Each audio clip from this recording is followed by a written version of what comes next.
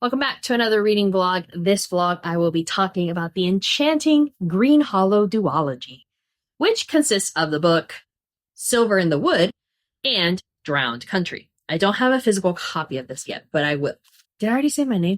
I'm Quinn Moone. I write queer fairy tales, and this is a fluffy queer fantasy about an enchanted forest. And tell me that just, I feel like I can't say I write fairy tales, but I can't say I write queer fairy tales without having read this just lovely little duology.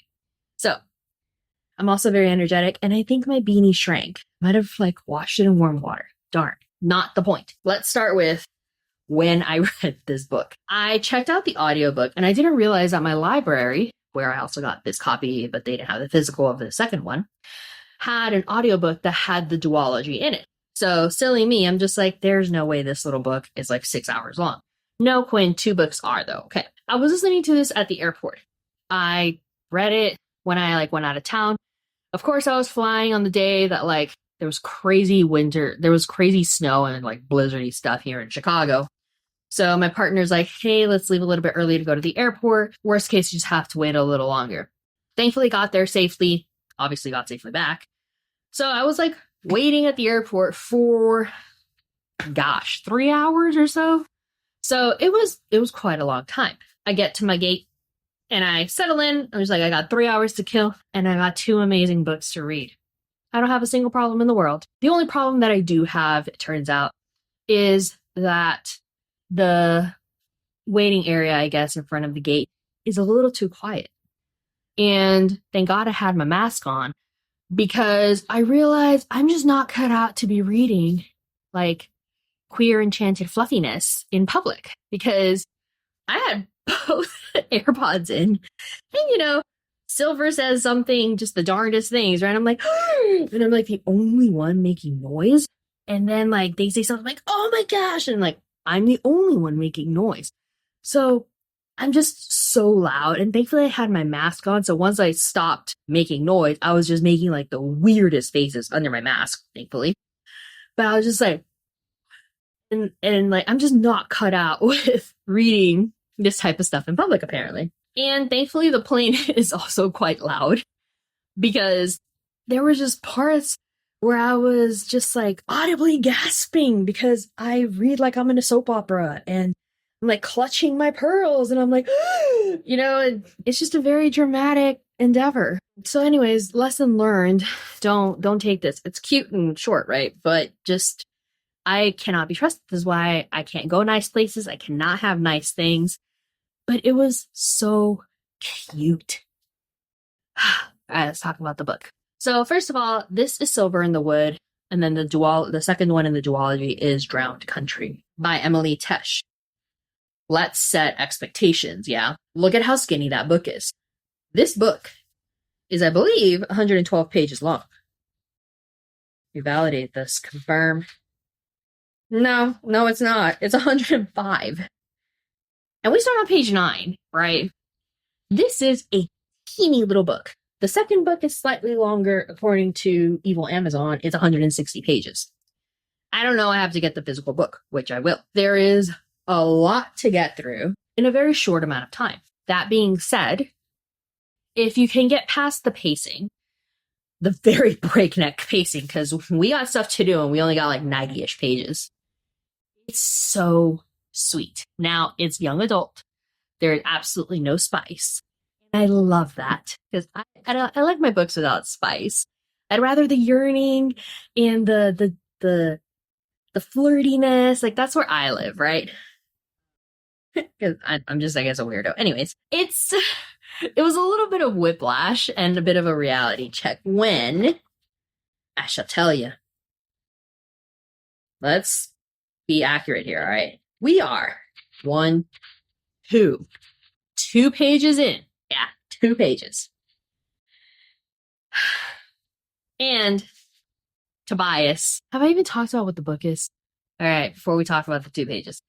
In Silver in the Wood, we follow Tobias Finch and Henry Silver, who has just become the owner of this expansive acreage on which the wood, the Greenhollow woods, depending on Greenhollow, depends on what century it is and who wrote it, exists on. Within the wood, there is a wild man. Henry Silver is a folklorist, as is his mother. His mother also hunts monsters and mythical creatures. She's just a force of nature. Like, she walks in and she is not about to take stuff lying down, right? So this book follows Henry Silver as he conducts his own research, his own studies, and publishes his own articles as a folklorist.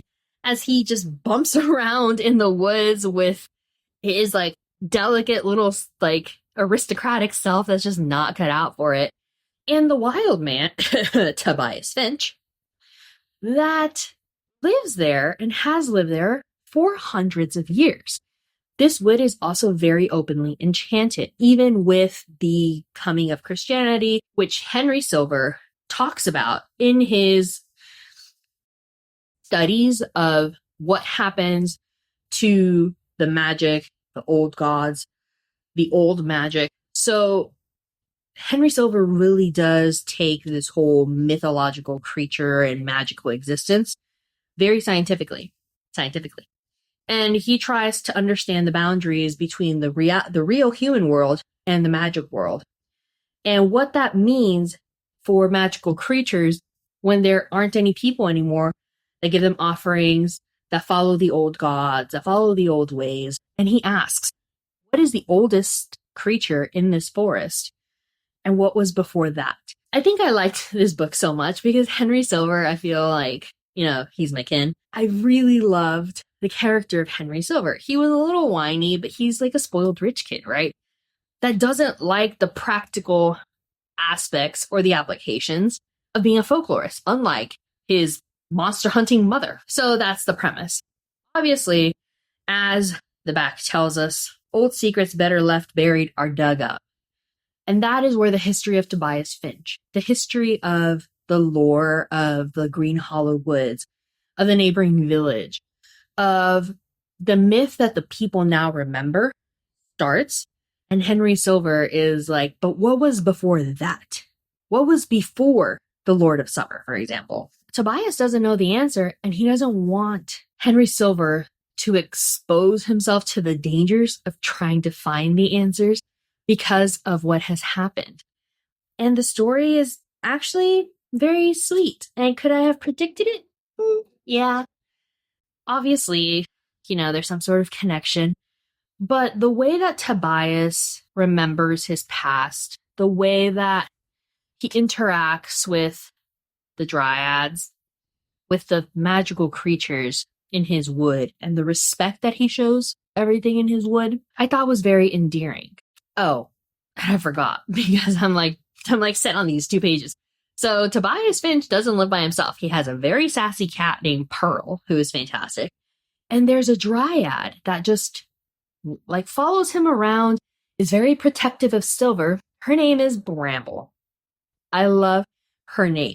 And because Tobias has been around Bramble so long, she has acquired certain human mannerisms. And seeing human mannerisms applied to something so unhuman, I liked it.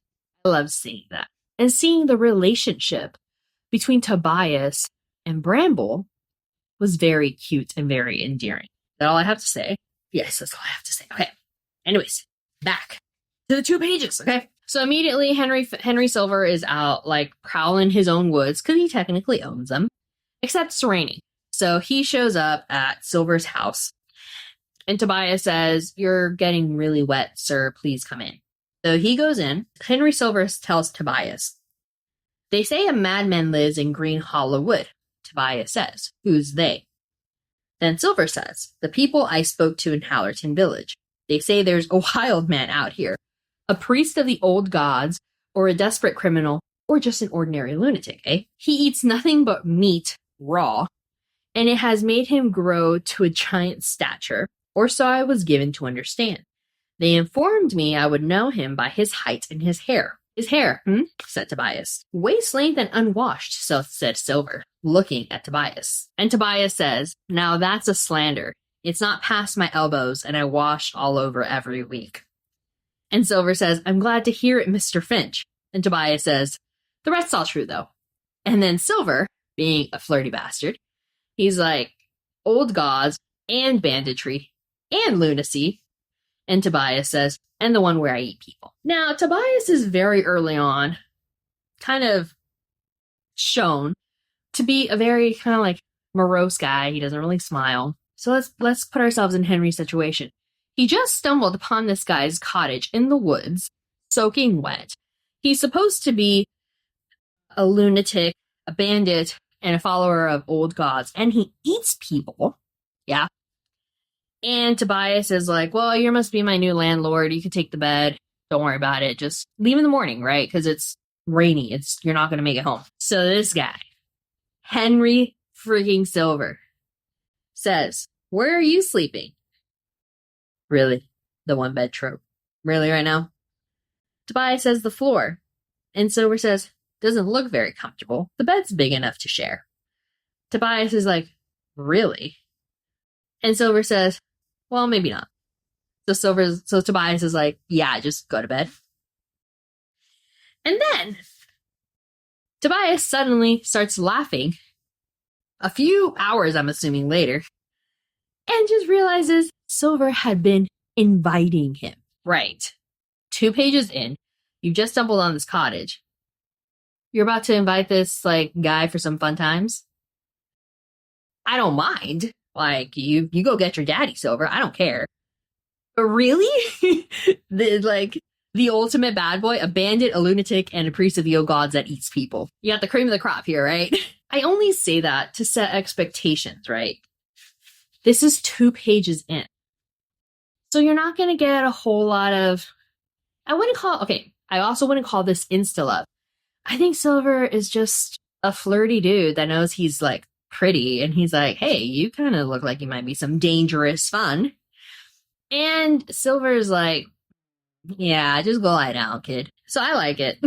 I liked the very natural development of their relationship.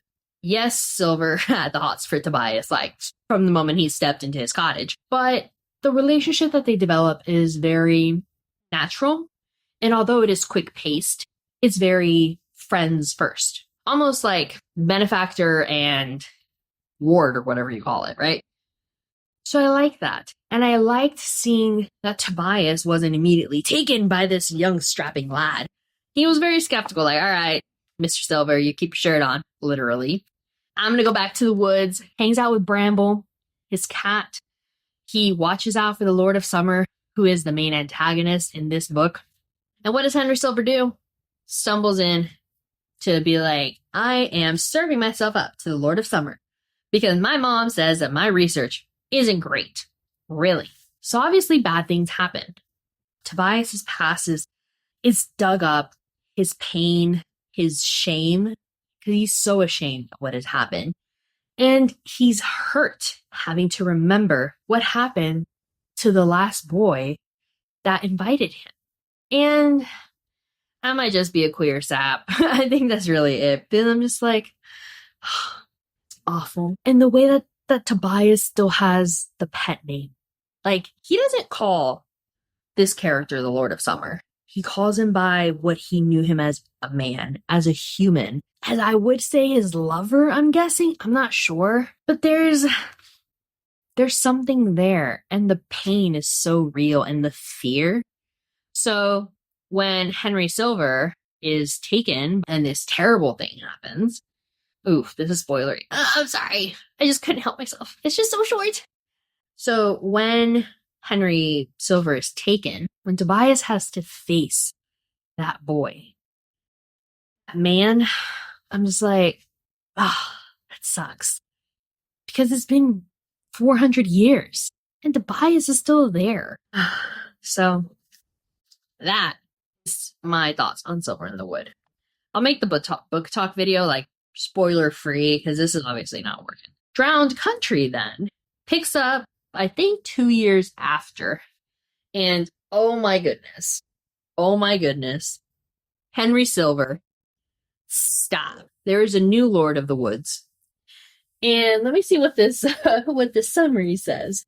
Even the wild man of Greenhollow can't ignore a summons from his mother, when that mother is the indomitable Adela Silver, practical folklorist. Yeah, let's connect the dots for me real quick. Okay, Henry Silver is the new Lord of the Woods. Let's just move on. It says so in the blurb. He is the new Lord of the Woods. Tobias Finch is now a normal human, and he is out being a productive member of society.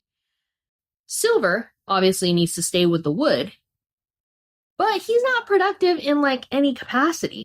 Neither for the wood, neither for society. Bramble is just his annoyed older sister, like, you gotta get out, you dirtbag. I love that Bramble was able to pick up the human mannerisms of Tobias, because that makes her dynamic with Henry Silver that much more hilarious. Because a dryad wouldn't really know, like, human disappointment. Because a dryad has no expectation of anything except, I'm gonna go attach to this tree and live my happy life in this tree, right? But Bramble is not attached to anything. She comes and goes as she pleases. She is just spiky, thorny, and her personality is as thorny as her entire body. And she lets Silver know, you are a disappointment. And she's like, are you done wallowing? Your house is in ruins. And Henry Silver is like, Bramble looks at me like I'm the worst person in the world. And he knows that Bramble compares him to Tobias Finch, who is godly to Bramble. After 400 years, you kind of develop a fondness for Tobias Finch, right? And so Henry Silver's like, I'm a disappointment to my boyfriend, I'm a disappointment to my mom, and I'm a disappointment to this tree. Really, like, just all sorts of whacked. As Henry Silver is wallowing over this breakup with Tobias Finch, his mother shows up asking for help because there is a vampire on the loose that has it in for young strapping lads. And she's like, man, I know a useless young strapping lad who's also beautiful, or he was last time I saw him. So she kind of shows up and she kind of just sniffs at him like, let yourself go. And Silver, because he's still young, he's in his 20s. The assumption is that Tobias Finch is like in his late 30s, so definitely daddy material, especially with like his giant stature. He's like, fine, I'm going, but only because I'm useful not to go see Tobias Finch. Totally to go see Tobias Finch.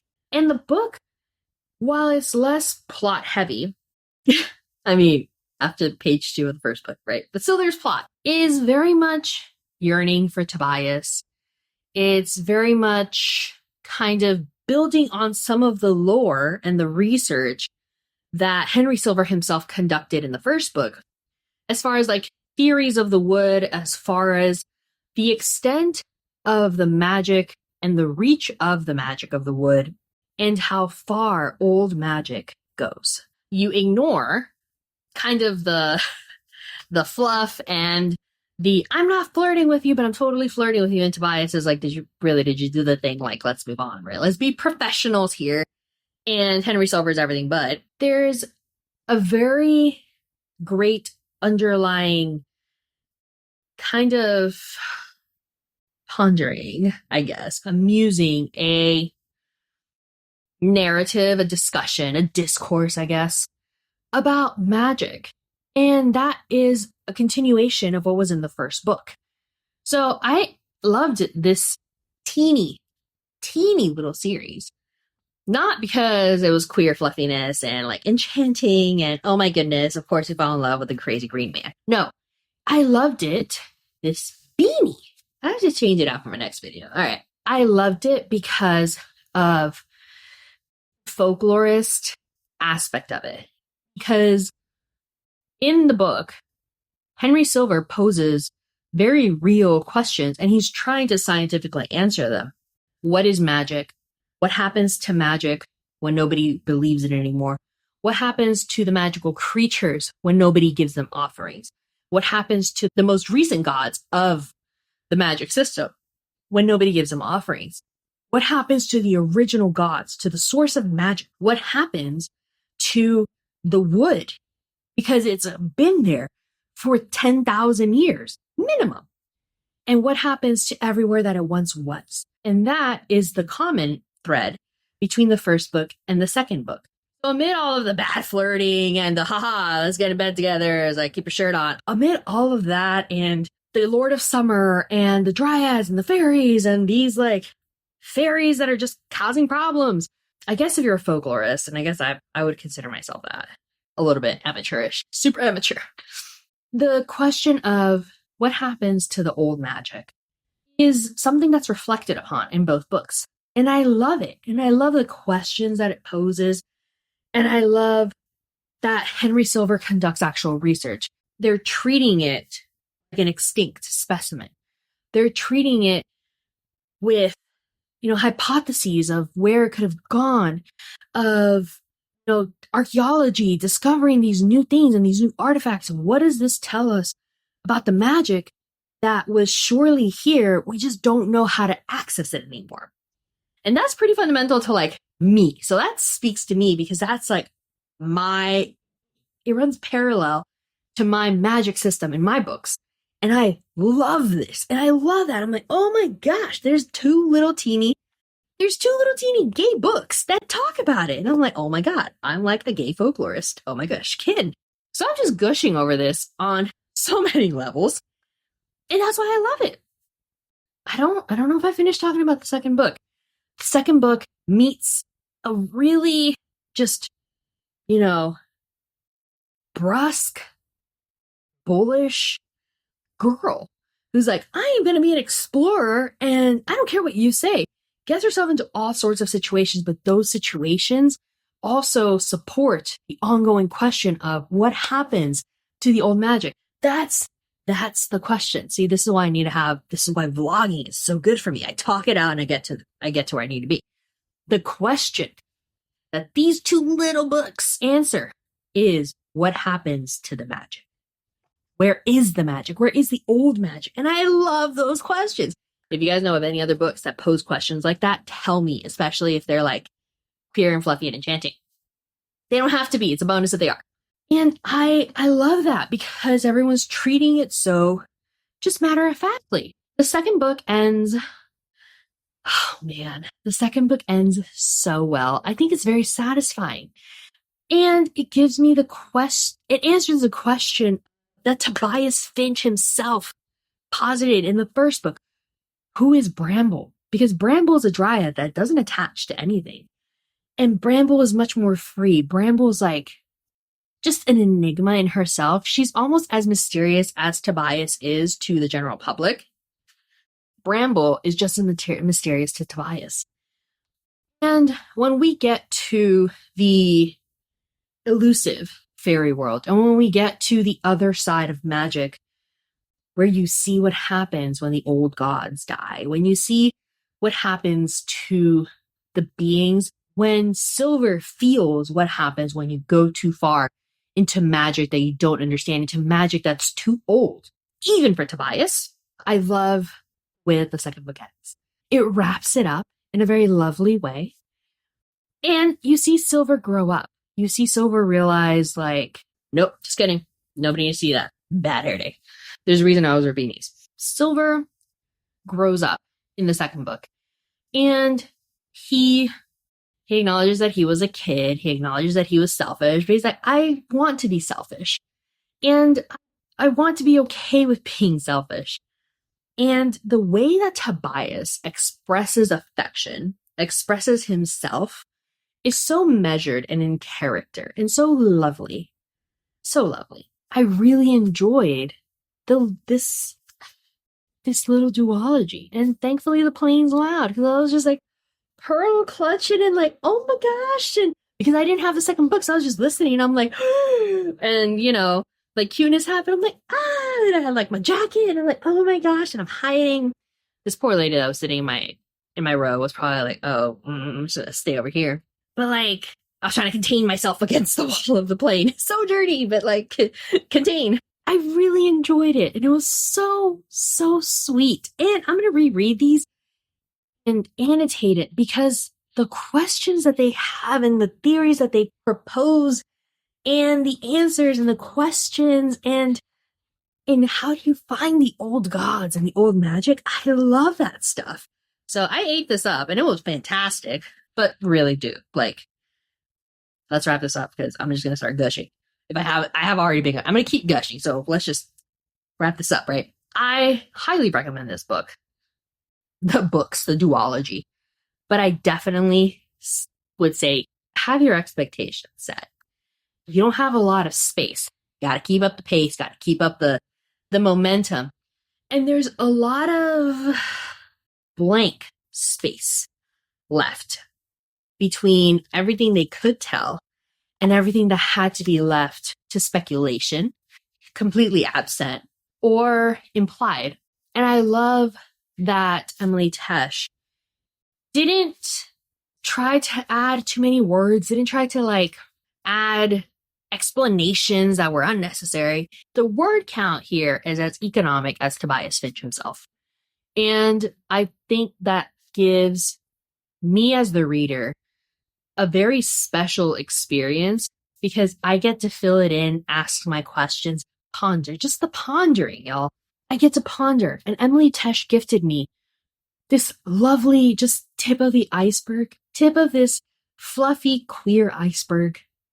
And I get to try to answer the rest of the questions. I get to ask the questions. I get to bother my friends that have the misfortune of knowing me with these questions. And I think that's lovely. Beanie felt, let's try this again.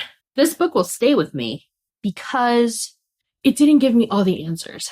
And it gave me the room, the space, the freedom to ask questions. And they didn't tell me if my answers or my speculations are right or wrong. And I love that. If you're into something short and sweet and fluffy and cutesy, but also magical and enchanting and a quick read and fun, highly recommend this duology. If you're looking for in-depth character building and lots of yearning, hundreds and hundreds of pages of yearning, we're not going to get it. So that's going to be disappointing. But I really enjoyed it. And I'm sorry if it was spoilery. I just got off on a tangent, and this book was just took my world by storm in the best way possible. I didn't even have the ability to vlog this as I read because it was so short. It's literally just 6 hours of reading, and I sped it up by 1.25, 1.5 times. Let me know if you read this book. Let me know what you thought. What is it? 4.5. Wait, no. Silver in the Wood. What up? 4.5 out of 2,300 ratings on Goodreads. And it's just very cute. If you liked it, please talk to me about it because I think I'm about to go annoy everybody that I know. If you didn't like it, tell me why and what were your expectations that you feel were not met. Would love to know. Thank you for listening to my rambling, and I don't know, you guys have probably supported me more than Beanie did, but thank you for listening and watching till the end, maybe, hopefully, and I will catch you guys in the next video. Bye!